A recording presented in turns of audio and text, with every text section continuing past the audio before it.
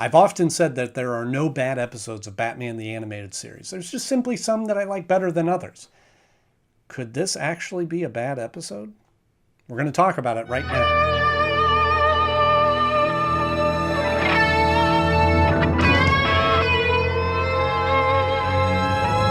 Hello friends, welcome back to the show. Thank you so much for tuning in once again. If it's your first time here, then welcome. Thank you for joining us. Thank you for giving me a chance. Thank you for clicking on that video. And I hope you'll stick around because this is a show made for people just like me that grew up with Batman the Animated Series and became a huge Batman fan today. And so we were going through and breaking down each and every episode on the 25th anniversary of their original air date. Now today we're talking about Moon of the Wolf, which originally aired 25 years ago today on November 11th, 1992. Come on, will ya? I ain't got all night, you know. Now you know me. You know that I'm a huge Batman fan and I love Batman the Animated Series. No, the show's not perfect. No, not every episode is tied for the #1 slot of my favorite episodes. But once in a while, there's an episode like this that I can honestly say I don't remember seeing this as a kid. The only thing that I remember was that Batman did fight a werewolf. And so I'm sure that I did see this at one point, but there's really nothing that's that memorable about it. And honestly, I feel like the pitch meeting went something like, hey, wouldn't it be cool to have Batman fight a werewolf? Okay, well, how can we, what kind of story could we write around that? Well, the Man-Bat plot seems to work. Why don't we do something like that? And they landed on Moon of the Wolf. I doubt it's a coincidence. But we'll get into all that very shortly, right after I give you my 60-second rundown of the episode. We start out in a zoo and a werewolf attacks a zookeeper, a security guard, and Batman shows up and wrestles him. Batman goes to Commissioner Gordon and says, hey, is there a run on a werewolf masks that are making people mug people? He goes, I don't know, let me look it up. He finds out that the zoo is missing a couple of timber wolves. And then we see the werewolf go back to the shack where Milo is. That's right, Daggett's Milo. And he is finally turns back into Romulus.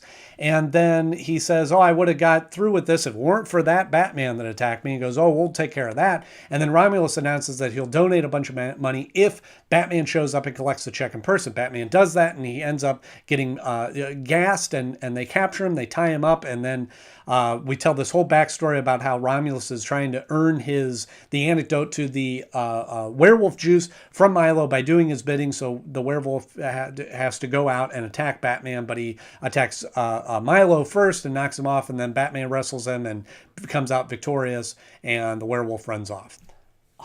I really thought I could do that in 60 seconds.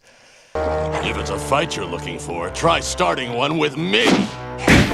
The reason I say that it feels so familiar is I feel like they just borrowed bits and pieces from other episodes to kind of rush this episode out just as a filler. It doesn't have those things that really work for Batman the Animated Series and for Batman storylines in general.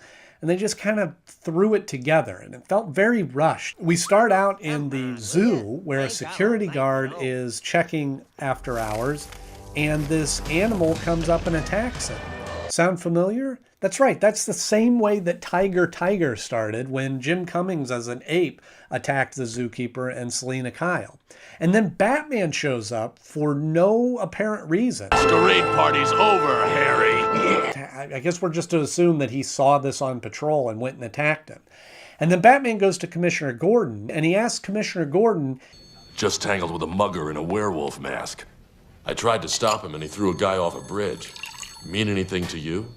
Now here we have the greatest detective after hanging off of the back of this giant werewolf covered in fur. He wants to know if somebody stole some werewolf masks. And this is very similar to me as to the Underdwellers, where we saw the kids in the green capes, and Batman thought that it could have been a leprechaun. We remove Batman's intelligence for this moment to serve the story, or to and not even to serve the story, just to kind of sidetrack from what's really going on here. The victim's name was John Hamner.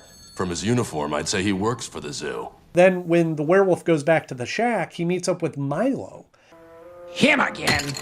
Milo, who was, last we saw, was working with Daggett for cat scratch fever, and Daggett's not any part of this. But no, we just take his henchman. He's not even a threatening, he's just a henchman. He's just a sidekick. He's the one that turned Romulus into a werewolf and is now having him do his bidding. I don't even think it was really clear, or if I picked up on what sort of things he was having him do. From this moment forward, you will do precisely what I tell you.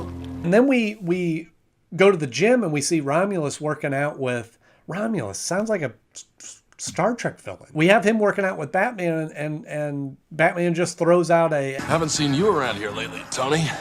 Been busy, Bruce. So I guess they know each other. And again, what the series has always done really well is like introducing characters and bringing them in a little bit early, and seeing Harvey Dent before he becomes Two-Face, and seeing Barbara Gordon, and seeing, those elements. And here we just kind of throw this guy into Gotham as another rich philanthropist, a rich guy. Let's just say I've always wanted to check out Gotham's second best athlete firsthand. And then we show Romulus and Milo talking again, and then we have this really clunky flashback that feels so much like a Scarecrow flashback of just... Yeah, remember when you wanted to be a great athlete and I gave you this serum, undetectable steroid, but also you infuse genes from wolves in it, and gets him hooked on that, and he starts to turn into a werewolf. I know that we're dealing with, in the fantasy world here, with people turning into giant bats, and people getting burned on half their body, and people made of clay and all those things. I get that, and I'm not one to critique the realism of a show like this that's a cartoon. I get it, okay? But Milo explains that the early stages of werewolfism cannot be treated, but... Advanced werewolfism can be cured. Really? Really? We can treat advanced werewolfism? Like, they have a cure for that, but they can't, you've got to be fully turned into werewolf to be able to be treated. We can't catch it in the early stages. Come on. You can do better than that. I won't let you trick me again, Milo. Honestly, at that point in the episode, I didn't care. I didn't care why he was a werewolf or how he was a werewolf. It's a guy that turns into a werewolf. Great. Wonderful. You fool! There's no telling what the werewolf might do. Hey, ask me if I care. And then to top it all off at the end with the people looking at the house that Romulus, who owned the house, that's the werewolf, had run off, and now we're just showing these random people looking at buying the house now. Again, not to question the realism of this, but that's not how real estate works. Somebody owns a house and then abandons it. You can't, unless he was renting it, but the guy's super rich, so he can leave, and his house isn't going to immediately go on sale. So the problem that I have with that scene, more than anything, is this parallaxing effect that establishes the mansion. The effect when you move the camera from the side and you show depth by the different panes, the different depths, with the foreground and the background moving at different paces to show that effect. Isn't it just to die for? It's terrible. Sorry, I mean, I'm not an animator, so I couldn't do any better, but it doesn't look very good, and they used it twice. A guy who's got just about everything, and he gives it all up? So not to beat up too much on this episode, is it fair to say that this episode is just bad? I don't know if I would go that far, because at the end of the day, it's still fun to see Batman fighting a werewolf. Although I had some issues with certain parts of the animation, and there wasn't anything stellar about the animation. The transformation from Romulus to the werewolf, that was pretty neat. And the way that it was done in shadows and kind of that monster movie thing was kind of fun. So I don't think I'm prepared to say that it was just a flat out bad episode. Certainly not great. My friend, I'm innocent. They'll never convict me of a thing. Don't bet on it. So when it came time to rank this episode, I don't want to beat up on it too much. So I'll make this quick and painless. I had to put it at the bottom of the list. I didn't think that I would run across any episode that I disliked more than Eternal Youth, but the one factor was I remembered Eternal Youth. This episode I didn't even remember, other than there was a werewolf. So just on that simple fact alone, there was at least enough about Eternal Youth, and I don't know if it was just the setup of it or having Poison Ivy in there or whatnot, but I remembered that episode a lot better than I ever remembered, which was at all, than I did with Moon of the Wolf. So it falls at the number 33 spot. But in 4 weeks, there's another full moon. Then we'll know for sure. So don't let me do all the talking. What do you think of this episode? Am I on the right track that it felt like it just borrowed bits and pieces from other episodes and it makes it just not very memorable? Or do you have a different take on it? Is it a episode that you do enjoy? Please let me know in the comment section below. I'll be back tomorrow, November 12th, with Terror in the Sky. Not to pour more salt in the wound, but yet we are now following this up with a Man-Bat episode. So be sure to tune in and watch that. If you enjoyed this episode, please click the like button. And if you enjoy the type of content that I'm creating on this channel, just hit the subscribe button. As always, thank you so much for watching. I'm Andy Knode, and I'll see you real soon.